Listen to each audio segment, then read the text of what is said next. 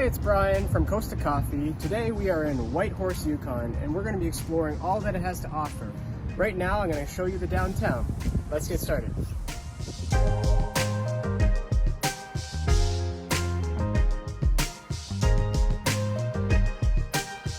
Whitehorse is actually a small city with only about 25,000 people, but it certainly punches above its weight with a number of different restaurants, cafes, museums, and shops.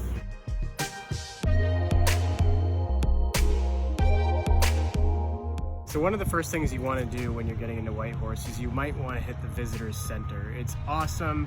They have very knowledgeable staff there, and they have a number of different ideas for you to do in Whitehorse and the entire Yukon and Upper BC and Alaska area.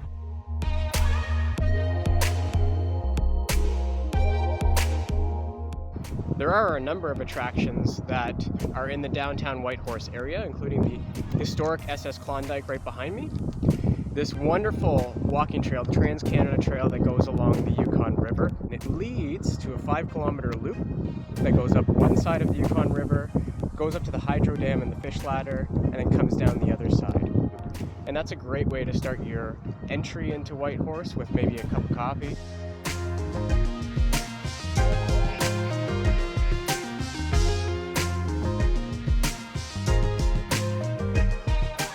Across the way, Grey Mountain, if you're looking for a little bit more of a trek, a hike, that one you will require a rental car to get to. Certainly some things that you're going to want to put on the top of your list while you're here in Whitehorse is the Wildlife Preserve, the Takini Springs, the Black Street Stairs to get a panoramic view of the city.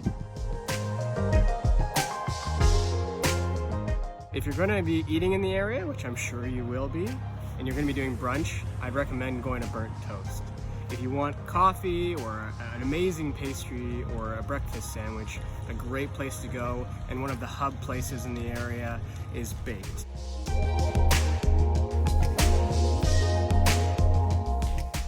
Another place that has a bit of a Mexican theme is Gather, and they serve up tacos. Gather is right next to, and attached to I should say, the glass blowing studio here in town, and it has a great vibe and some awesome beer on tap.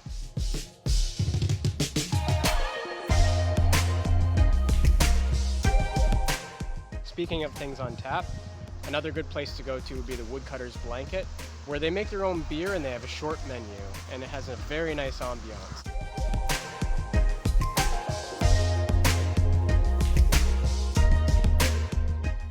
One of the best breweries that I've been to in town here has been Winter Long. It's up the road by Mount Sema. They make seasonal beers, but they also have a wonderful rotation and great IPAs if you're into that. Of course, the locals in town wouldn't forgive me if I didn't tell you about Thursday night's Fiddle Night at the 98.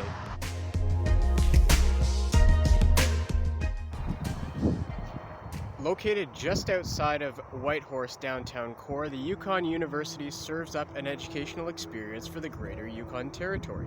From liberal arts to business to continuing education, the Yukon University promotes a northern educational experience.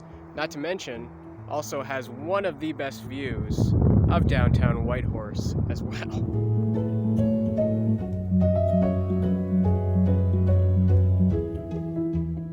A lot of the places that I've recommended for you for coffee or breakfast in the downtown area uses Bean North Coffee. Right now I've made my way up to the coffee roastery and I'm sitting in their beautiful cafe trying out a Brev something, which is creamy froth with their espresso, and it is amazing. And it's also 1 minute away from the Takini Hot Springs.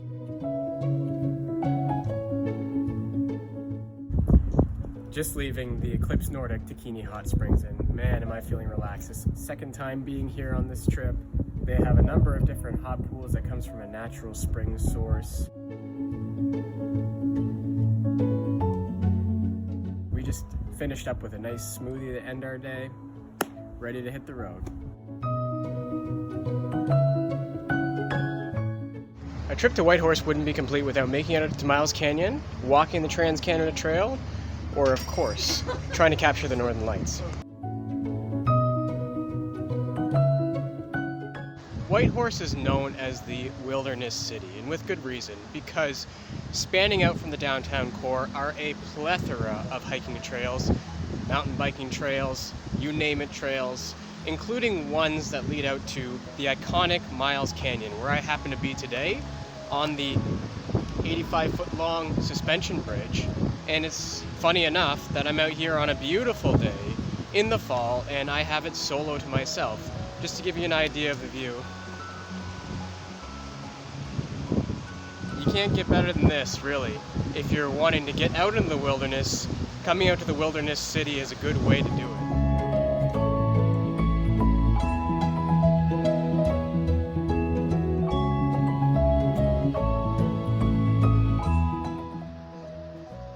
So the Miles Canyon has started to fill up a little bit since I've crossed that bridge. And with that being said, I maybe have ran into about 5 people since I did it.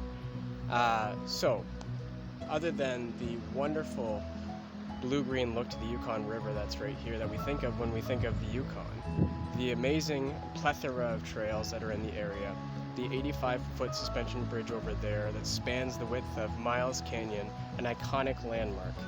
You also have a number of different whirlpools, and I want to point out this hill across the river, which is a wonderful dark sky viewing area that's about a 10-minute drive from downtown Whitehorse. Since I've been in the area, I've seen the Northern Lights from there 3 times, which has been quite the bucket list item. And to try and describe the Northern Lights and its green dancing, I can't even do. So just to come out here, I would say that alone was worth the trip. But you have everything else that comes along with it within a 10-minute drive from downtown.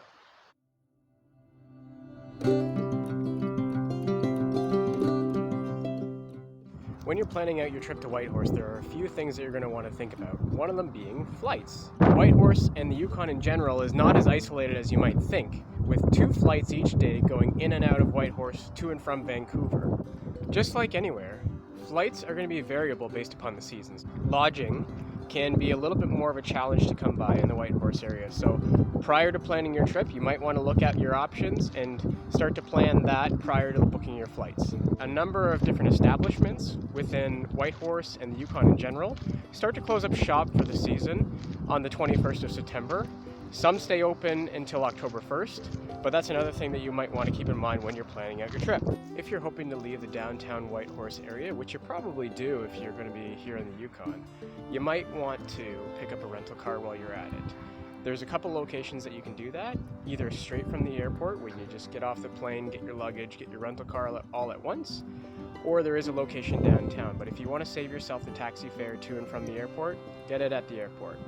One thing that you might want to keep in mind when you are getting a rental is there are a lot of larger stones that can be kicked up from driving, from different trucks or cars or anything, so you might want to think about windshield insurance.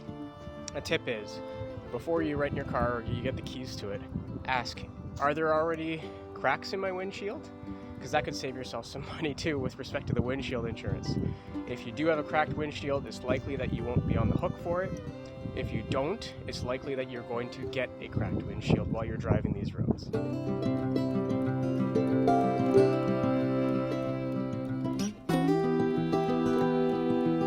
What a great way to end my time in Whitehorse. I basically packed up my kit this morning to get out on a hike and made my way out to the Grey Mountain Summit Trail, which is a series of mountaintops along a ridge that overlooks the Whitehorse area, as well as Marsh Lake on the backside. So I basically made my way up Grey Mountain Road, and there's a few ways to get here. You can drive your 4x4 vehicle all the way to the top if you want, and then just basically hike the summit trail. Or if you don't have extra spare tires or anything like that, you don't want to run that rental car into the ground or anything like that, there is a nice parking lot that's about 5.5 kilometers from the summit. So basically I stopped there, and some lovely hiker before me left me this trusty stick, which was very helpful and also just like a nice thing to have along the way. But I hiked some of Grey Mountain Road until I got to one of the trails, and then made my way to the summit. And some things that I would recommend is definitely bringing your bear spray, as you may run into wildlife. I did not, thankfully. I just did see some scat along the way, but make sure you resort to your training there. Bring some snacks, definitely.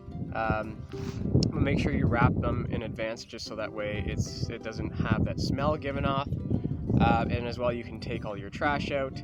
I would recommend definitely bringing some hiking boots with you, and if you're going to do it in the fall season like I am, it's a nice day out, but definitely dress in layers so that way you can take some off, put some on whenever you need it. It is quite windy, so for this video I did find a nice sheltered hideaway so that way I could have my snack and talk to you folks, and of course take in the lovely view of downtown Whitehorse from here.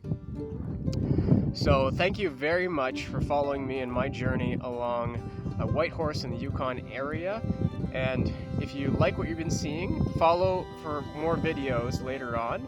From Coast to Coffee, there's always an adventure waiting.